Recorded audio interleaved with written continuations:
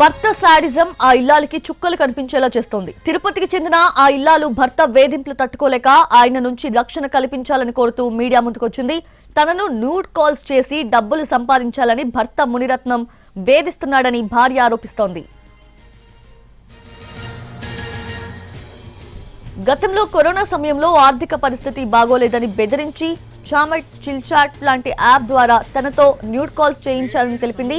అంతేకాదు అప్పట్లో అలా చేయించి తన వద్ద 18 లక్షల నగదు తీసుకున్నాడని తెలిపింది. బంగారం కూడా కొనిపించాడని వివరించింది. అయితే డబ్బు నగలు సంపాదించిన తర్వాత ఆర్థిక పరిస్థితి బాగుపడడంతో తాను అలాంటి పనులు చేయనని చెబితే ఇప్పుడు తనపై దాడులు చేస్తున్నాడని చెప్పుకొచ్చింది. అంతేకాదు చంపేస్తామని బెదిరిస్తున్నాడని ఆవేదన వ్యక్తం చేసింది. ఏంటి అలాగే నిలిచిపోయావు?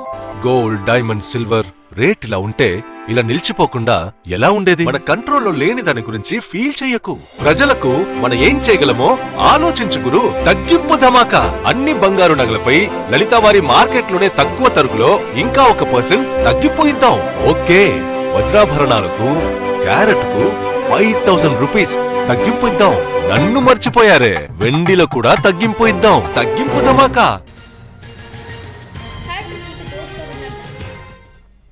మరోవైపు న్యూడ్ కాల్స్ చేసి డబ్బులు సంపాదించాలని లేదంటే పిల్లల్ని ఇవ్వనని ఇంటి నుంచి గెంటేశాడని కన్నీటి పర్యంతమైంది. భర్త వేధింపులపై ఆర్సీపురంలో కేసు పెట్టేందుకు పోలీస్ స్టేషన్కు వెళ్తే అక్కడ కానిస్టేబుల్ రమణ కూడా తనను లైంగికంగా వేధించాడని వివరించిందామే.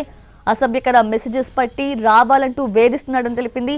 తనకి జరుగుతున్న అన్యాయంపై మహిళా పోలీస్ స్టేషన్, ఆర్సీపురం స్టేషన్లో ఫిర్యాదు చేసినా పట్టించుకోవడం లేదు అని ఆ మహిళ తెలిపింది.